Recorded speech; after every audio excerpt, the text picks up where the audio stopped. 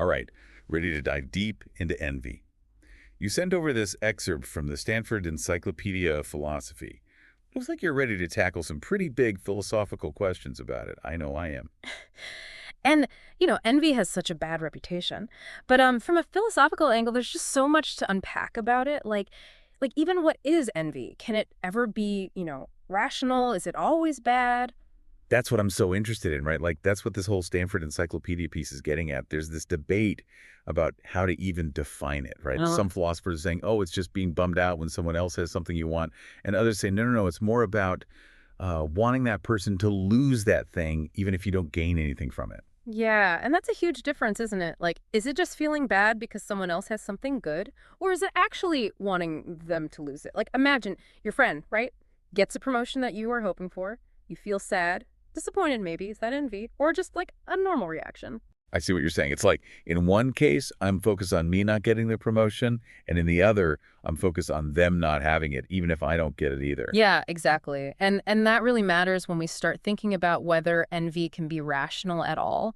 If it's just about you feeling bad because you don't have something, no matter what, some would say, that's irrational. Like you're letting someone else's good luck control your feelings. But we're always comparing ourselves to other people, right? Yeah. It's like built into us. Yeah. So maybe a little envy is just part of being human, part of living in a world where everyone's achieving different things. I like that point. And this is where it gets even more interesting because we have to think about how envy is similar to and different from other emotions like jealousy.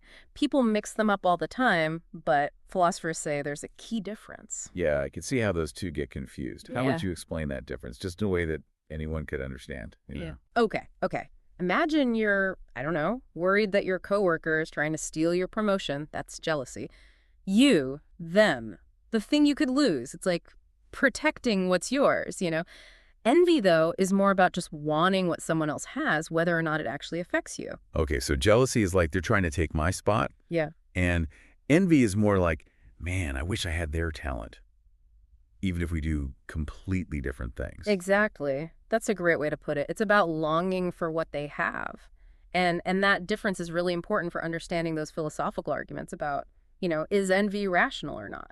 It seems like the whole debate about envy hinges on what envy actually means. Hmm. Like if it's just wanting someone else to lose something, yeah, that seems pretty irrational. But if it's more about wanting something similar for yourself, maybe it's not so simple. It's definitely not so simple. And that brings us to this other idea that the Stanford Encyclopedia piece talks about, benign envy. Like some philosophers think there's a kind of envy that doesn't involve wishing bad things on other people. Hmm. It's more about being inspired to improve yourself. Oh, yeah, yeah. Like seeing a colleague doing really well, and it makes you want to work harder, not because you want them to fail, but because you see what's possible. Exactly. Like a young artist, right? They see a masterpiece. They don't Yeah. want to destroy it. They're just, I don't know, in awe of it. It pushes them to be better. That's a good example. It shows that envy isn't always about being bitter or anything. Sometimes it's about admiration and wanting to be better yourself. But couldn't you argue that's not really envy? It's just wanting to improve? Maybe someone else just sparked that desire. Totally. And that's where the debate gets really interesting. Like, where's the line between benign envy and just being inspired by someone? Is there always, like, deep down, a little bit of wanting the other person to not have their advantage? Philosophers could probably argue about that forever. But what I find really interesting is how envy, which seems so personal, connects to these bigger questions about, like, society and justice. You're right. It goes way beyond just one person. The Stanford Encyclopedia piece even says that some philosophers think that the whole idea of egalitarian justice, everyone deserves equal opportunities, is actually motivated by Oh, envy. wait, really? So anyone fighting for a fairer society is secretly just, like, envious of people who have more?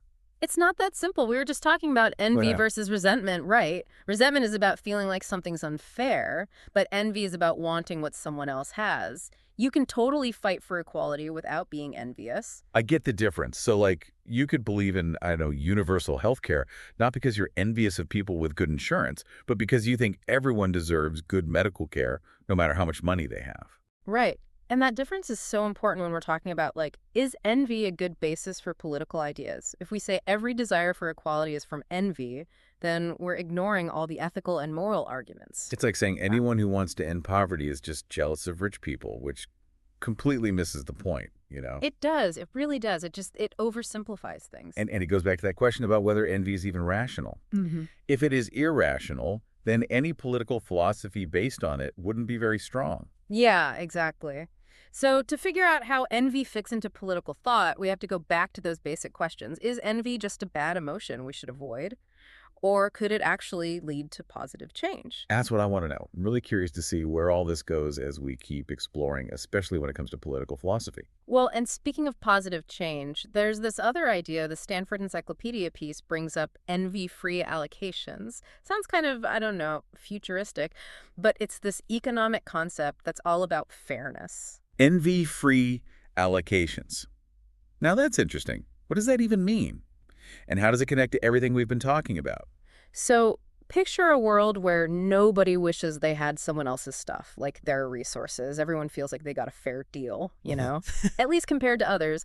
That's what an envy-free allocation is. So it's not that everyone gets the exact same things, but they feel like they got a fair share, knowing that, like, what I want might be different from what you want. Exactly. It's not about everyone getting the same size slice of cake. It's about everyone feeling like they got the slice they wanted. Okay, that makes sense. So in an envy-free society, maybe someone wouldn't begrudge, I don't know, a CEO their salary if they felt like their pay was fair, given what they do and how the whole system works. Precisely. It's about creating a system where people don't feel like they're always getting the short end of the stick. Of course, actually making that happen is a whole other challenge. That's what I was thinking. Is like what one person thinks is fair, another person might not. And there's always going to be some inequality. So how can you ever really have a truly envy-free system? That is the question, isn't it? And the Stanford Encyclopedia article points out that, envy-free in this context is like a technical term, not about the actual feeling of envy, more of a theoretical way to think about fairness in economics. So they're not trying to create a world without envy, but using that idea of envy to, like, measure how fair a system is, how resources are divided up, and how people feel about it. You got it. It's a way to think about, how are things divided up? Is everyone happy? And does the whole society feel like it's just... It makes me wonder, though, do we even want a perfectly envy-free society? Doesn't some ambition, some drive to be better, even if it comes from seeing other people succeed, doesn't that help us move forward? That's a really good question. And it takes us back to that idea of benign envy, right? If a little bit of envy helps people be more creative, invent new things, then maybe a world with zero envy would be kind of, I don't know, boring. Right. If we never see anyone else doing amazing things, would we push ourselves as hard? Maybe we need that little spark of envy, as long as it's used in a good way. I like how you're putting that. It really challenges how we usually think about envy, as purely a bad thing. Maybe it can be a good thing, depending. So we've talked about envy as this potentially dangerous thing, but also maybe as something that pushes us forward. So where does that leave us? How should we, as people and as a whole society, deal with it? That's the big question, right? And I think, like most philosophical stuff, there isn't one easy answer. But the Stanford Encyclopedia piece does give us some clues. Like, we've talked about how important it is to know the difference between envy and resentment. Yeah, because if you realize you feel bad because something is actually unfair, not just because you're envious, then you can try to fix that unfairness. It's not about being envious, it's about making things right. That's it. Sometimes the problem isn't just you, it's the whole system. And it seems like knowing the different types of envy is crucial too. If we can tell the difference between, the I want to see them fail envy and the I want to achieve that too envy, then maybe we can use that second kind in a good way. Absolutely. Maybe the key is to create an environment where people feel like they can go after their goals, even if they got those goals from seeing someone else succeed. A culture that says, hey, healthy competition is good. We want everyone to grow and be their best. Which makes me think about personal responsibility too. Yeah, there might be unfair systems, but we still have to decide how we react to feeling envious. I agree. You can sit around feeling sorry for yourself, or you can use that feeling to make yourself better. It's hard, but it's a choice. And that's one of the biggest takeaways for me. Envy is normal. Like all emotions, it can be good or bad, depending. What matters is understanding it and making good choices about how to deal with it. Very well said. And as we finish up talking about envy for now, I want to leave you with a thought.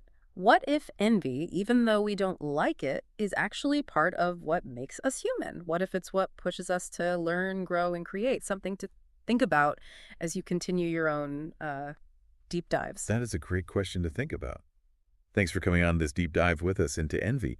Okay, so before we were talking about John Rawls and how he looked at envy when he was thinking about justice, he thought it could be a real problem. So how did he think we should deal with it? Did he think we could actually get rid of envy completely? Well, Rawls knew we couldn't just, erase envy. It's part of being human, As long as there are Yeah. differences between people, there's going to be some envy. He was more focused on, reducing the things that make envy really bad, really harmful. So instead of trying to eliminate envy, it was more about making a system where envy wasn't as likely to cause trouble. Exactly. One of his big arguments was that a just society, a fair society, would have to make sure everyone feels like they have some self-respect, no matter where they are, economically.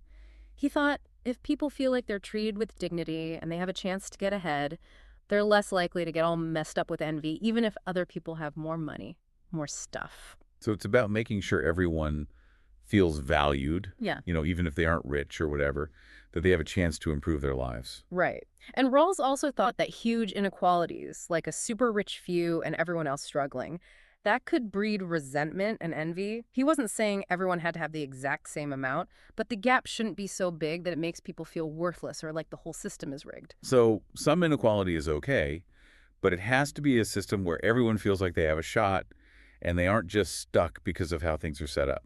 Exactly. Rawls said people are more likely to be okay with some inequality if they think the system is basically fair and they have a real opportunity to improve their situation. It's about people feeling like they have some control over their lives.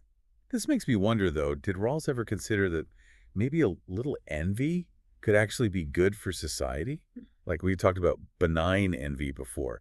Could it be that a little bit of that, wanting to keep up with the Joneses or whatever, could actually push people to do better, be more creative? That's a fascinating question. It makes you rethink the idea that envy is always bad, right? Okay. Rawls was mostly worried about the bad side of envy, how it could lead to chaos and unrest. But you're right, maybe a society where nobody ever felt envious would lack some energy, some drive to be better. Right. Like if you never see anyone else doing great things, why would you push yourself? Maybe a touch of envy, if it's used right, can make things better, not worse. I like that it really challenges us to think differently about envy, doesn't it? Instead of saying it's bad, maybe it depends how you use it. So we've looked at envy as this dangerous thing, but also maybe something that can push us forward. So where does that leave us? How do we, like as individuals and as a society, figure out how to deal with it? That's a tough one. And I think, like you said before about philosophy, there's rarely a simple answer. But the Stanford Encyclopedia piece does give us some good ideas. One thing we keep coming back to is how important it is to know if you're feeling envious or resentful, to tell the difference. Right. If you know that something is actually unfair, that's different from just wanting what someone else has. And then you can try to change that unfair thing. Right on. It's about seeing the bigger picture sometimes. And knowing the different types of envy seems important too. Like if you can recognize when you're feeling that bad kind, the I want to see them fail envy versus that other kind where you're just inspired to achieve something similar, then maybe you can use that good kind to make things better. Absolutely. And maybe the best thing we can do is create environments where people feel supported, where they feel like they can go after their goals, even if they got the idea from seeing someone else do it. Like a culture where it's okay to be competitive in a good way, where everyone is encouraged to grow. That makes sense. It also makes me think about like taking responsibility for yourself. Yeah. Sure, some systems are unfair, but you still get to decide how you react when you feel envious. Couldn't agree more. You have the power to choose, to let it eat you up or to turn it into something good. And maybe that's the big takeaway here, the biggest lesson. Envy is human. It can be good or bad, but what really matters is understanding it, knowing yourself, and making good choices about how to deal with those feelings. Well said. And as we wrap up this part of our deep dive, I want to leave everyone with something to think about. What if envy, even though we often see it as a bad thing, is actually a key part of what makes us human? What if it's a big part of why we learn, grow, and create? That's something to ponder as you continue exploring these big ideas. That's a great point. Really gets you thinking, doesn't it? Mhm. So we've really been digging into this whole idea of envy, haven't we? Looking at it from every angle. It can be this really destructive force, but then we've also seen how it might have some like unexpected upsides. It makes you wonder if envy is so just ingrained in us, in how we are, maybe there's something we can learn about ourselves from it, about how we see the world and each other. That's such a good point. I mean, it forces us to move past just slapping a label on envy, good or bad, right? Okay. It's more like, what does it tell us that so many people feel it? About how our minds work, how we function in groups, how we even define success and what makes us happy, Big stuff. Exactly. It's like instead of trying to just squash envy down, ignore it, maybe we need to like lean into it a little, Mm. figure out where it comes from. Maybe if we get those motivations, those deep desires, then we can find better ways to deal with it for ourselves and for society as a whole. I think that's a really smart way to look at it. And it kind of goes back to what we talked about before, that personal responsibility thing. Even if envy is totally natural, and even if there are things in society that make it worse, we still have a choice in how we react to it, right? 100%. We can let envy just eat us up, make us bitter and angry, or we can turn it into something good, something that helps us grow and become better. It's not about pretending envy doesn't exist. It's about figuring out how to use it well. Yeah. And maybe that means like shifting our focus. Instead of looking at other people all the time, measuring ourselves against them, what if we really focused on what we want, on what's important to us? Developing our own skills, chasing goals that matter to us, not just trying to keep up with everyone else. That makes so much sense. It's like the key to dealing with envy is to find that motivation inside yourself, to get joy and fulfillment from what you're doing, instead of needing other people to like validate you. I think that's one of the biggest things we can take away from all this. It's not about never feeling envy. That's probably impossible. It's about being aware of it. Having a better relationship with this feeling, even if it's uncomfortable. Because it can be good or bad, it depends.